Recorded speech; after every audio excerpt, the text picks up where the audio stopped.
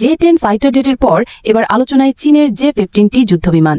রণতরীতে উড্ডয়ন এবং অবতরণে সক্ষম এই ফাইটার জেট। সম্প্রতি এটি মোতায়েন করা রয়েছে রণতরী শানডংয়ে। আগামী 5 দিন হংকং উপকূলে টহল দেবে জে-15টি বাহী এই এয়ারক্রাফট ক্যারিয়ার। সর্বাধুনিক মিসাইল বহনে সক্ষম এই ফাইটার জেটকে মনে করা হচ্ছে চীনা সমর ভাণ্ডারের অন্যতম প্রধান অস্ত্র। চীন সাগরে আধিপত্য বিস্তারে এবং তাইওয়ান হংকংয়ের মালিকানা নিয়ে বেইজিংয়ের সাথে অঞ্চলগুলোর বিবাদ চলে আসছে দীর্ঘদিন ধরেই। এরই মধ্যে দফায় দফায় উত্তেজনার পারদ চড়েছে চীন, হংকং এবং তাইওয়ানের পাল্টাপাল্টি সামরিক মহড়াকে কেন্দ্র করে।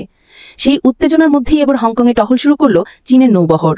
5 দিন ব্যাপী চলবে পুরো উপকূলীয় এলাকা জুড়ে টহল। এই বহরে রয়েছে রণতরী শানডং সহ বিভিন্ন ধরনের যুদ্ধজাহাজ। তবে এই টহলের বিশেষত্ব হল প্রথমবারের মতো এতে যুক্ত হয়েছে ফাইটার জেট জে-15টি। জে-15 ফাইটার জেটের বেশ কয়েকটি সংস্করণ রয়েছে। এর মধ্যে রণতরীর উপযোগী সংস্করণ হল জে-15টি, যা ফ্লাইং শার্ক নামে পরিচিত। 2 ইঞ্জিন বিশিষ্ট এই ফাইটার জেট বিমানবাহী রণতরী থেকে উড্ডয়ন ও অবতরণে সক্ষম। সম্পূর্ণ নিজস্ব প্রযুক্তিতে তৈরি এই জে-15টি ফাইটার জেট। এর বিশেষত্ব হল সম্পূর্ণ পেলোড নিয়ে সহজেই রণতরীর সংক্ষিপ্ত রানওয়েতে ওঠানামা করতে পারে। এর অস্ত্র সক্ষমতাতেও পরিবর্তন আনা হয়েছে। সর্বাধুনিক মিসাইল এবং রাডার সংযুক্ত রয়েছে এটার সাথে। চীনের জে-10 ফাইটার জেট ব্যবহার করে ভারতীয় বাহিনীর বিরুদ্ধে ব্যাপক সাফল্যের দাবি করে আসছে পাকিস্তান। ভারত-পাকিস্তান সাম্প্রতিক যুদ্ধের পর আলোচনায় আসে চীনের এই অত্যাধুনিক ফাইটার জেট। আন্তর্জাতিক বাজারে এর চাহিদাও বেড়েছে। ধারণা করা হচ্ছে সেই সুযোগকে কাজে লাগিয়ে জে-15টি যুদ্ধবিমানকে সামনে আনছে বেইজিং।